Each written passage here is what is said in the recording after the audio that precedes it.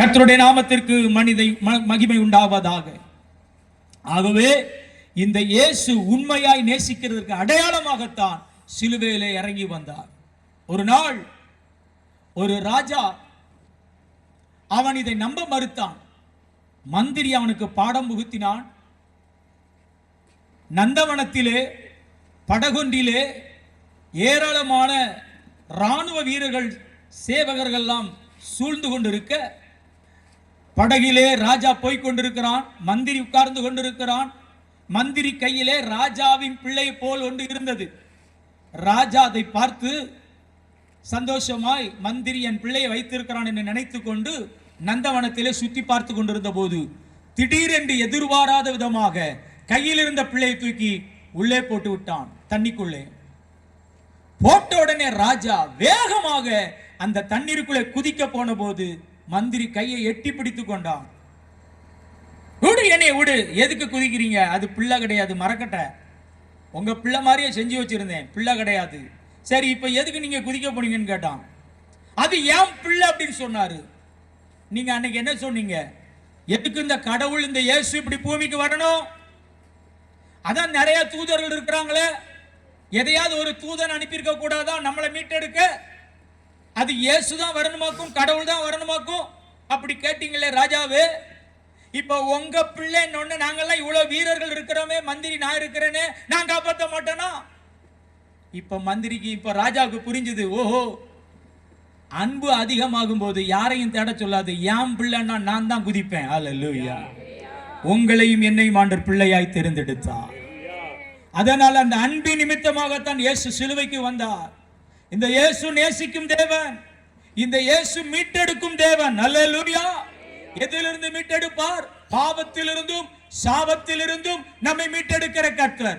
மரணமே உன் கூரெங்கே, பாதாளமே உன் ஜெயம் எங்கே என்று சொல்லுகிற மகிமை உள்ள தெய்வம். அல்லேலூயா. சத்தமா அல்லேலூயா, சத்தமா அல்லேலூயா. நீங்க அல்லேலூயா போறதை பத்தி என் பிரசங்க நீளும் இல்லைன்னா குறையும். சரியா? சரி. ஆகவே இப்படி மீட்டெடுக்கும் தெய்வம், இந்த மீட்டெடுக்கிற தெய்வம் இந்த உலகத்திலே பாவத்திலிருந்து மீட்டெடுக்கிற இயேசு இந்த பூமியில இன்னும் அந்த வேலையை செய்து கொண்டே இருக்கிறார். மனிதர்கள் ரட்சிக்கப்பட்டு கொண்டே இருக்கிறார்கள். அல்லேலூயா. பாவம் தான் துக்கத்துக்கு காரணம், பாவம் தான் எல்லா சமாதான கேடுக்கும் காரணம்.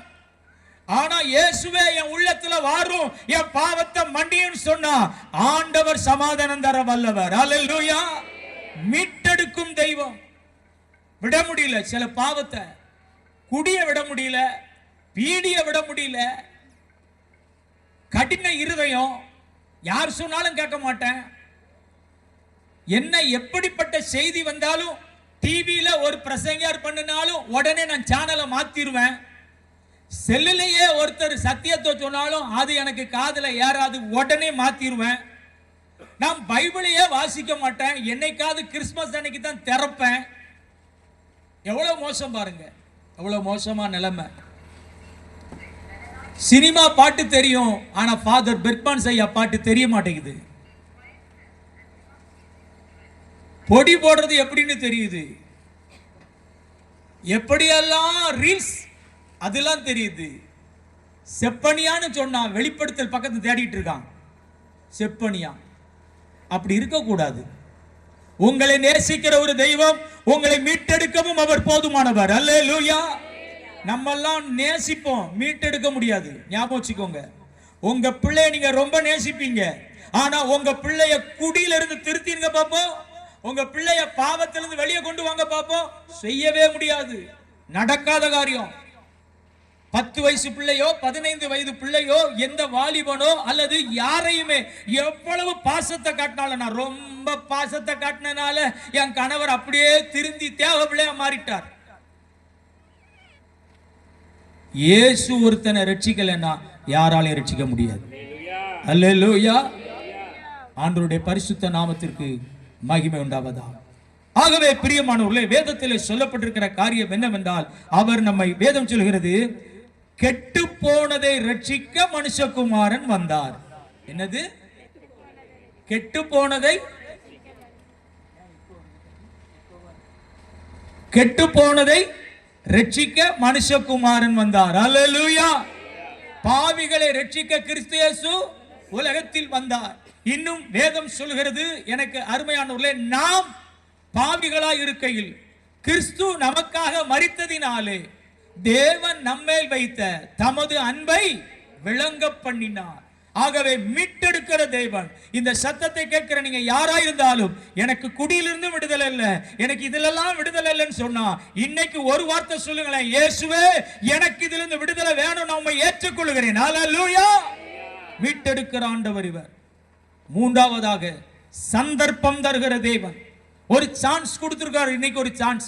எனக்கு தெரியாது நாளைக்கு இந்த உலகமே இருக்குமான்னு தெரியாது, யார் கையிலையும் கிடையாது, அது ஆண்டவர் கையில தான் இருக்கு. அல்லேலூயா. சான்ஸ் தருகிறார், சந்தர்ப்பத்தை தருகிறார். எல்லாருக்கும் அந்த சந்தர்ப்பம் கிடைக்காது. சில நேரங்களில் சில ஆட்கள் சந்தர்ப்பத்தை தேடுவார்கள், கிடைக்க மாட்டாது சந்தர்ப்பத்தை. எனக்கு ஒரு சான்ஸ் கிடைச்சா நான் திரும்பவும் இந்த நரகத்திலிருந்து அல்லது இந்த பாதாளத்திலிருந்து ஏறி பூமிக்கு போய் என் கூட பிறந்த 5 சகோதரர்களுக்கோ அவங்களுக்கு நான் சொல்லுவேன், ஒரு சான்ஸ் கேட்டான் ஒருத்தன், சான்ஸ். No chance, கிடைக்கலங்க. ஐஸ்வர்யவான் லாசரு சம்பவத்தில் ஆண்டவர் சொல்றாரு, அந்த ஐஸ்வர்யவான் அனுதினமும் சம்பிரமமா வாழ்ந்துட்டு இருந்தான். அவன் அங்க போய் பிரேயர் பண்றான். சிலர் பாதாளம் போய் தான் பிரேயர் பண்ணுவான் போல. எனக்கு 5 சகோதரர்கள் இருக்கிறாங்க, அவங்க இந்த இடத்துக்கு வரக்கூடாதுன்னு வேண்டிக் கொள்றேங்க. அங்க போய் ஆபிரகாமை பார்த்து கேட்கிறான். அங்க முடிவு என்ன சொல்லப்படுகிறது? அவனுக்கு மோசேயும் தீர்க்கதரிசியும் இருக்கிறார்கள், அவர்களுக்கு அவர்கள் செவி கொடுக்கட்டும். அந்த 5 சகோதரர்கள், உனக்கு அங்கே போக முடியாது, உனக்கு பெர்மிஷன் இல்லை, உனக்கு இனி நோ சான்ஸ், இனி உனக்கு சந்தர்ப்பம் இல்லை. கேட்டுக்கொண்டிருக்கிற அருமையான கர்த்தருடைய பிள்ளைகளே, பாம்பே பட்டணத்தில் ஒரு சகோதரி கார்ல போகும் பொழுது கர்த்தர் பேச ஆரம்பித்தார். நீ இயேசுவை ஏற்றுக்கொள்ள வேண்டும், நீ என்னை ஏற்றுக்கொள்ள வேண்டும், இது உனக்கு ஒரு மகிமையான ஒரு நல்ல ஒரு சான்ஸ் அப்படின்னு சொல்லி அவள் அந்த கார்ல அவ ஒரு டைரி வச்சிருந்தா. அந்த டைரியில நாளைக்கு நான் கர்த்தரை ஏற்றுக்கொள்ளுவேன், நாளைக்கு இந்த இயேசுவை நான் ஏற்றுக்கொள்ளுவேன் என்று சொல்லிக்கொண்டு அந்த டைரியில எழுதிவிட்டு அதை மூடி போனான். பாம்பே பட்டணத்தில் ஒரு குறிப்பிட்ட இடத்துல போகும் பொழுது அந்த கார் விபத்துக்குள்ளாகி மரித்து போனாள். உடனடியாக அவளை சூழ்ந்து ஒரு பெருங்கூட்டம் நின்று இறுதியிலே காவல்துறை மூலமாக அந்த டைரி எடுக்கப்பட்டது. அந்த டைரியில என்ன எழுதப்பட்டது என்றால், இன்று அல்ல நாளைக்கு என்று எழுதியிருந்தாள். இன்னைக்கு நான் இயேசுவை ஏற்றுக்கொள்ள போவதில்லை, ஆனால் நாளைக்கு ஏற்றுக்கொள்கிறேன். நாளை நம்முடையது அல்ல, நான் நாளைக்கு இருப்பேன்னு சொல்வதற்கு யாருக்குமே உரிமை இல்லை, அதிகாரம் இல்லை. தேவன் ஒரு மனிதனுக்கு கொடுக்கும் சந்தர்ப்பத்தை இழக்க கூடாது. அல்லேலூயா, அல்லேலூயா.